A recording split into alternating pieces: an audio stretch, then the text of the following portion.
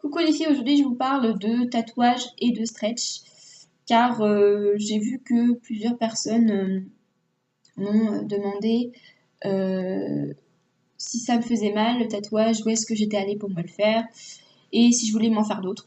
Donc voilà, je vais parler un peu de ça parce que pour les personnes qui hésitent, les personnes qui sont mineures comme moi ou les personnes voilà, qui ne savent pas où aller pour le faire, qui ont des questions.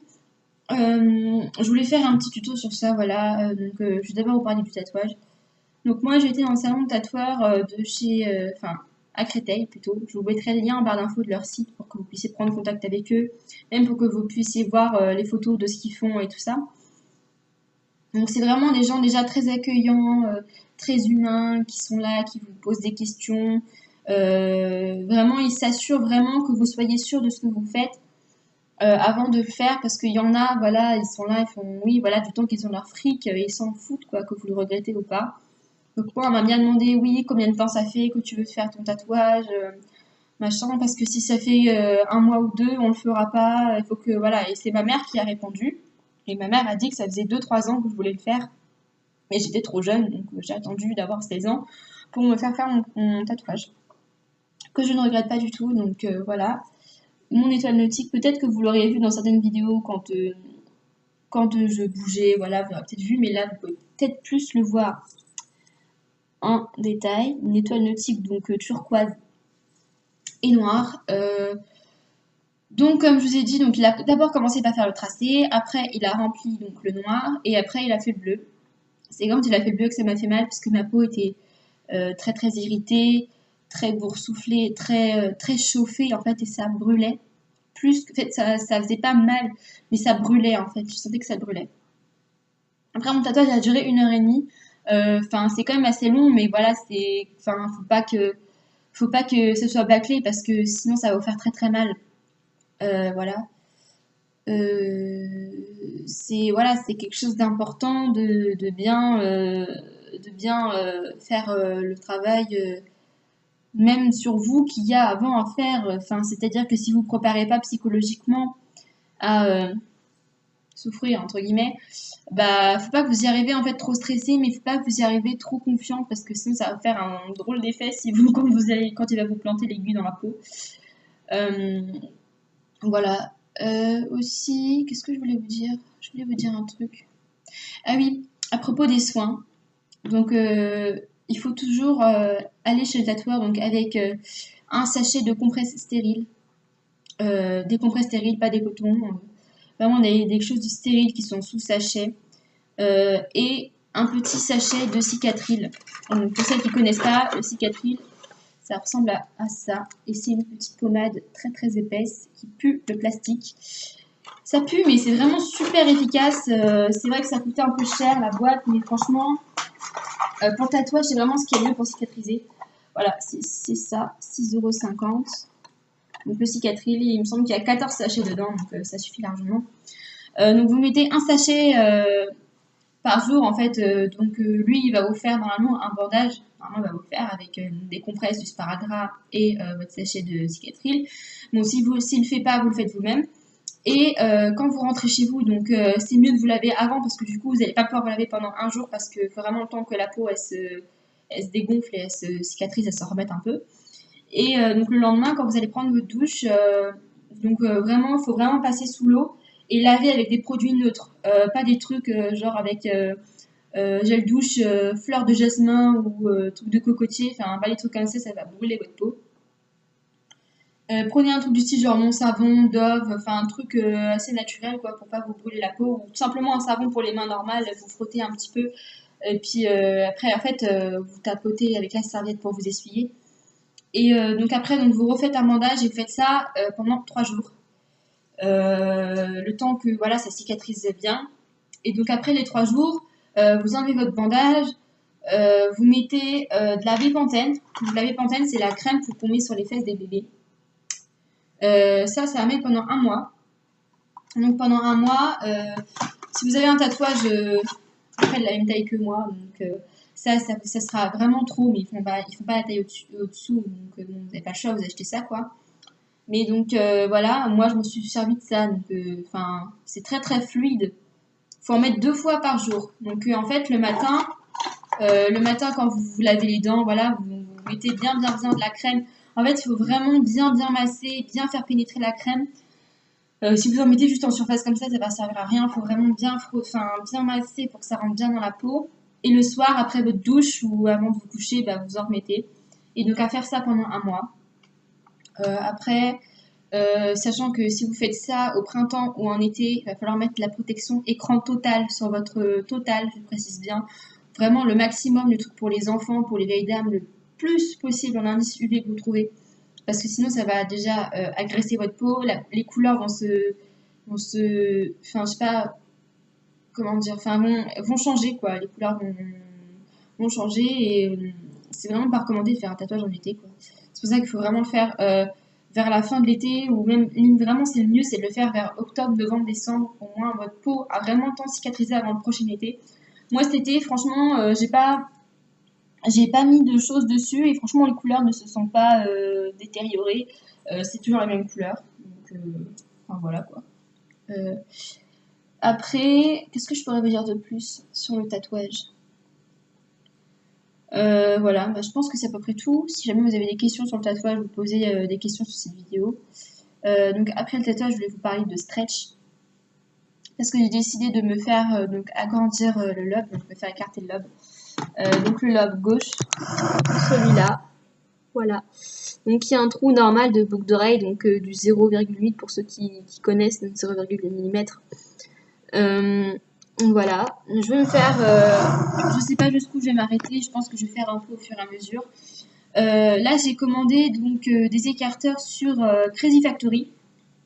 Crazy Factory c'est, je sais pas si vous avez vu d'autres vidéos YouTube sur ça, mais vraiment tout le monde, tous les youtubeurs parlent de ce site. C'est vraiment, enfin, un site bien niveau choix. Vraiment, vous avez beaucoup de choix, même beaucoup de choix de modèles et après de couleurs, de diamètres. Que vous soyez en 20 mm, en 2 mm, en 5 mm, vous allez trouver vraiment une grande quantité de choix de produits. La couleur aussi, les prix sont vraiment minuscules.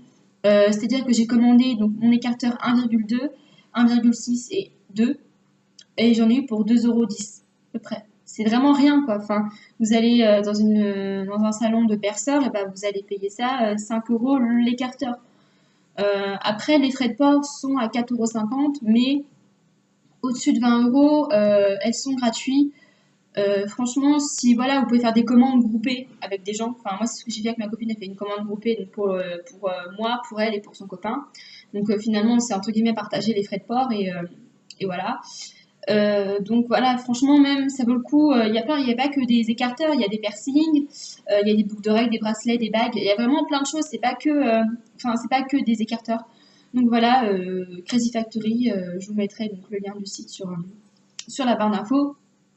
Et aussi, qu'est-ce que je voulais vous dire sur les écarteurs? Voilà, sur les écarteurs, il faut vraiment faire très très attention. Pourquoi? Parce qu'il ne faut pas en fait vouloir aller trop vite et vous déchirer le lobe, parce que là, vous allez choper des infections. Donc votre lobe va être tombant.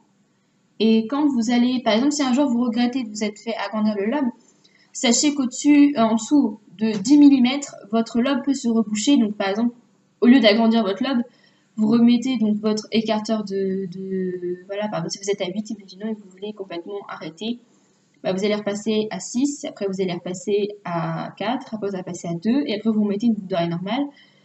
Ça prend du temps, mais on peut quand même le reboucher, alors que si on est au-dessus de 10 mm, franchement, je pense que c'est mort. Ça peut peut-être se reboucher, mais je pense que ça va vraiment... votre oreille va être peut-être un peu déformée, peut-être tombante comme ça. Enfin, moi j'en ai vu, c'était tout tombant. Enfin, voilà. Après, moi je voulais me faire un écarteur.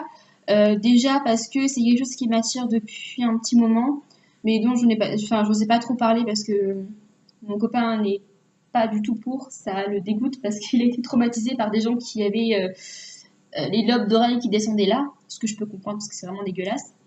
Mais moi, j'ai pas quelque chose de vulgaire. Enfin, j'ai pas quelque chose qui se voit énormément. Enfin, je veux pas que mon lobe il tombe là et qu'il soit tout distordu. Moi, je veux juste que mon lobe il garde à peu près sa forme, mais que mon trou soit agrandi, quoi.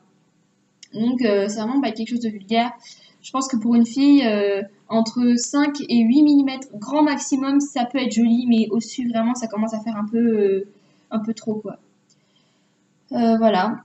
Donc là c'est entre guillemets la partie stretch numéro 1 parce que là j'ai pas encore reçu ma commande que j'ai commandée en fait un mercredi, donc il y a 4 jours. Et comme il y a le week-end, bon, on va dire que ça compte pas, enfin le dimanche ne compte pas et c'est mon amie en fait qui va les recevoir parce que c'est elle qui a fait la commande. Donc le temps qu'elle aille chez elle et en même temps qu'elle me les donne, enfin voilà. Donc je fais la première vidéo, donc je vais mettre en ligne dès que j'aurai fini.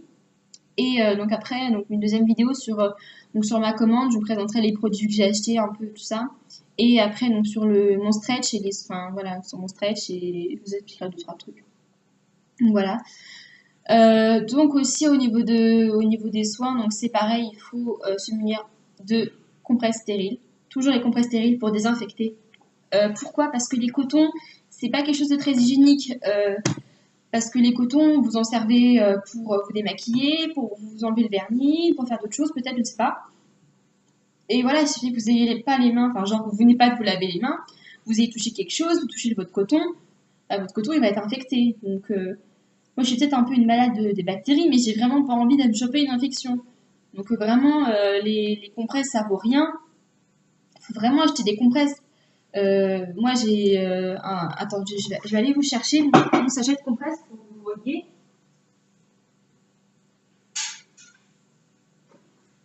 C'est un gros enfin une grosse boîte. Je sais pas combien ça a coûté, il n'y a pas le prix dessus. Mais vraiment ça coûte pas cher quoi. Là il y en a 100 dedans. Enfin 50 sachets de 2 compresses, donc ça fait bien 100. Et voilà, c'est quelque chose qui va vous servir pour tout, que ce soit pour si vous êtes blessé. Voilà, donc petite compresse comme ça. Donc les compresses c'est très important. Donc les compresses pour vous désinfecter donc l'oreille et votre bijou à chaque stretch. Et moi j'utilise personnellement l'alcool à 70 degrés parce que moi c'est vraiment quelque chose que je trouve très efficace. Moi j'ai toujours désinfecté mes boucles d'oreilles avec ça. C'est vraiment le plus efficace. Après si vous avez peur que ça vous brûle ou si vous êtes sensible, prenez de la biseptine ou quelque chose qui pique pas quoi. Moi, je trouve que c'est vraiment mieux. Après, c'est clair que si vous avez l'oreille à vif, il ne faut pas vous mettre de l'alcool à 70 degrés dessus, ça va vous faire tout drôle.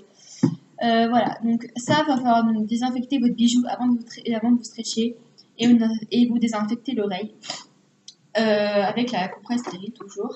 Et afin de faire mieux glisser l'écarteur, si jamais ça a du mal à passer, faudra mettre un corps gras. Moi, personnellement, j'utilise toujours la bépantène. Déjà la bépantène parce que c'est un reste de ma crème de tatouage et aussi parce que c'est quelque chose qui est très fluide. Donc quand vous allez vous mettre quand vous allez en mettre sur l'écarteur, franchement je pense que ça va glisser tout seul. Enfin je verrai ça dans la deuxième partie de la vidéo quand je me scratcherai. Mais je pense que ça va aider. Après si vous n'avez pas la bépantène, vous n'avez pas envie d'en acheter parce que ça coûte quand même 10 € en pharmacie.